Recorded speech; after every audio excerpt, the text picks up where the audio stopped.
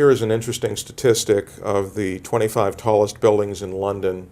22 have been built since 2000, and that's incredible growth. And we're with Wynne Rees, who is the City Planning Officer for the City of London. What do you think of all of what's been going on? You've been around since 1985. What have the last 20 years been like?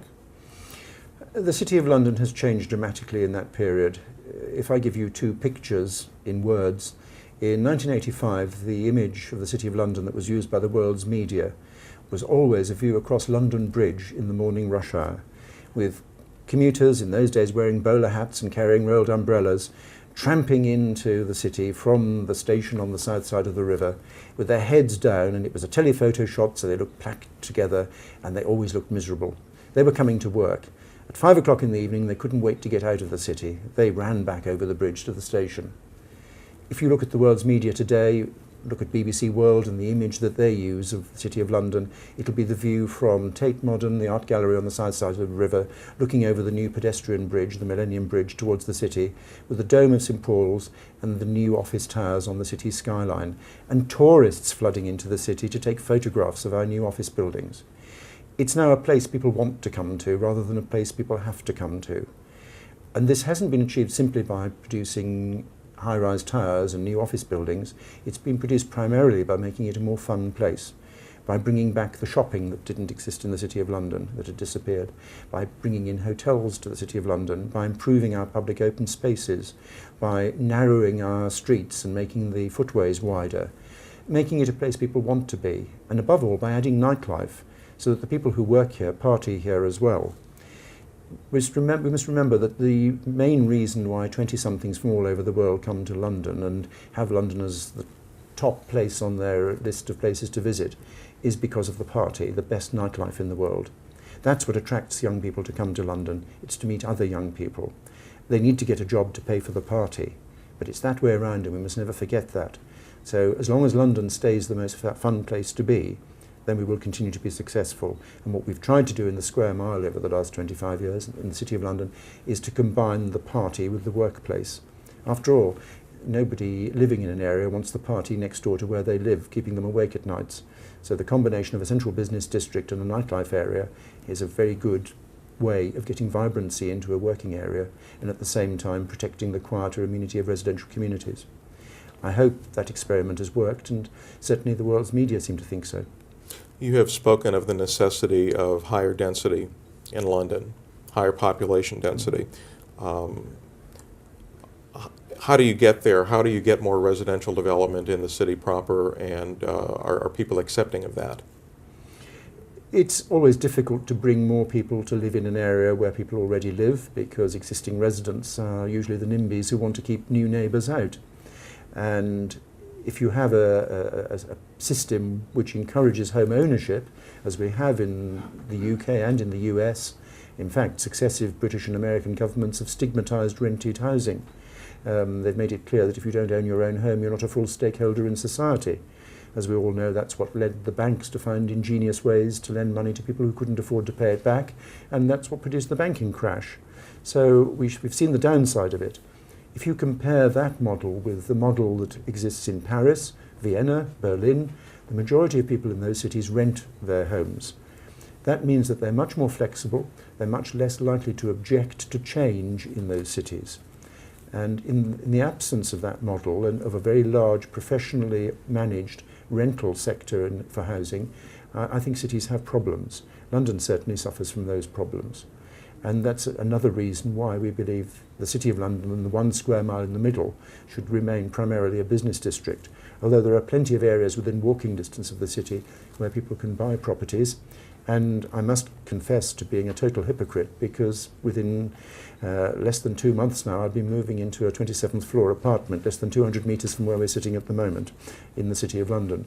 But the supply of residential accommodation in the city will always be limited and needs to be constricted to certain defined areas so that a residential amenity can be provided in those areas, and we don't have conflict between those residents and the constant pace of change which will always be reflected in the office market.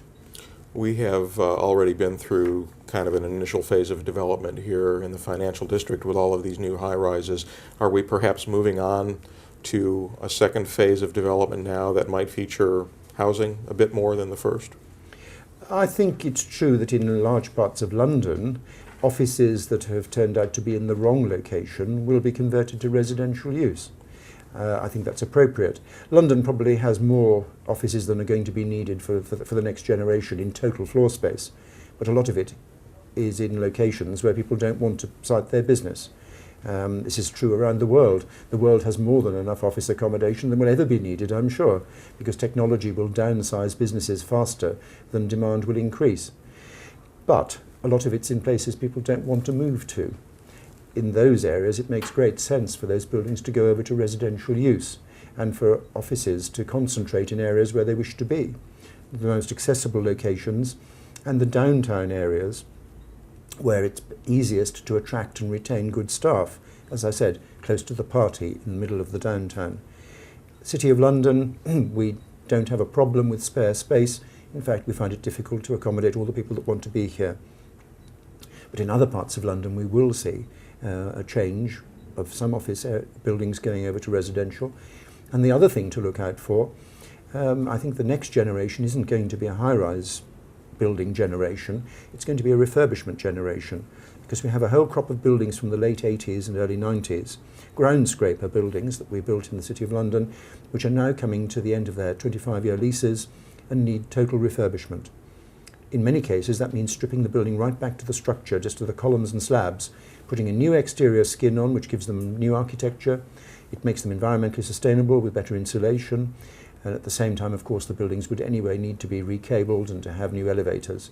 That can all happen at the point when the leases are falling in and produce what is, in effect, brand new building stock at less than half the price, in less than half the time, and a sustainable solution. When you look at London now and you see this wonderful collection of new high-rises springing up in the financial district and now the Shard, describe that process for me, getting to where we are now as a city planner. How early did you get involved in that process, and are you happy with the collection of buildings that we see now?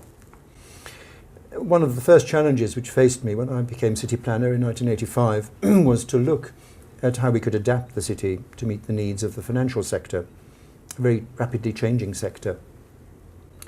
And it quickly became apparent that you needed more flexible building forms and that you needed more interesting architecture and you needed to make the place more attractive. So to meet this challenge of making the city a more interesting place, we had to look at the facilities that the city offered to make it more of a place and less of a business place, to make it less specific to offices. And that also meant encouraging developers to produce more interesting buildings. Remember, most developers only employ good architects in order to get planning permission. If they could avoid paying the fees of really good architects and just put up a standard code building, as happens in many cities around the world, then they wouldn't use the best architects to do that. They wouldn't need to. But because they first have to convince me that it's the right thing to do, so that I will convince the politicians who sit on our planning committee to give approval to the scheme, then they will use ingenious solutions and come up with novel designs for buildings. One of the ways that we can help is to get involved in that process from the start. And I always say to developers, I'd like you to come and see the planners at the earliest opportunity in your project. Come to us at what we call the back of the envelope stage, but don't draw on the envelope first.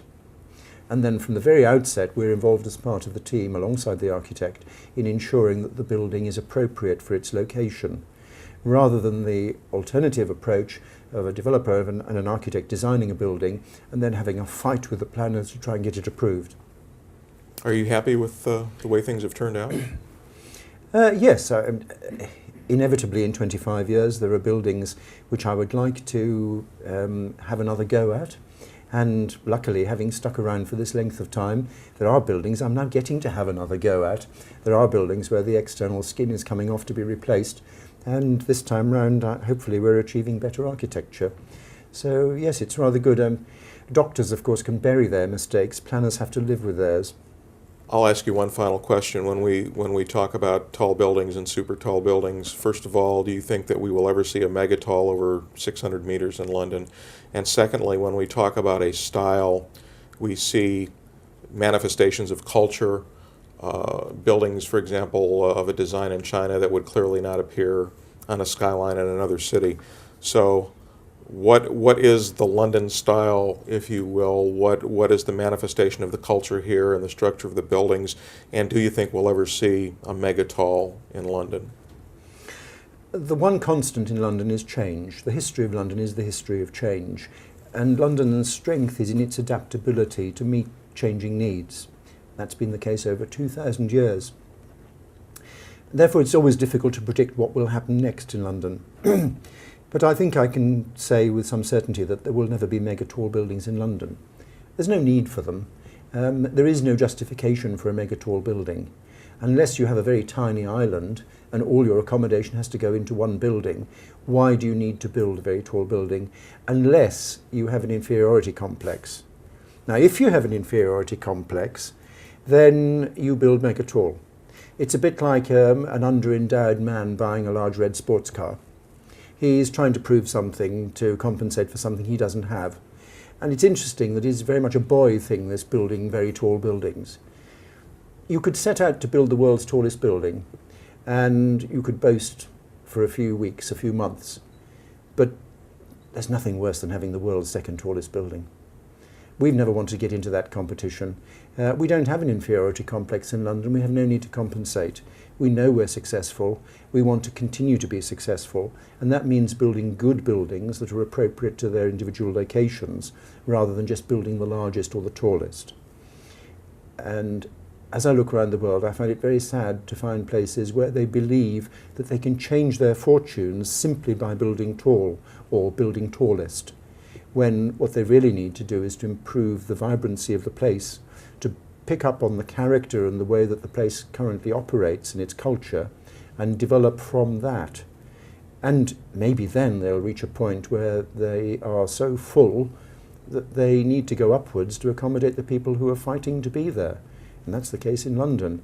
But going up before people have a demand for coming to your place is simply going to make them wonder whether perhaps you haven't got much confidence, and there might be a reason for that. Peter Wynne Rees is the City Planning Officer for the City of London, and thanks for coming to see us. It's been a pleasure.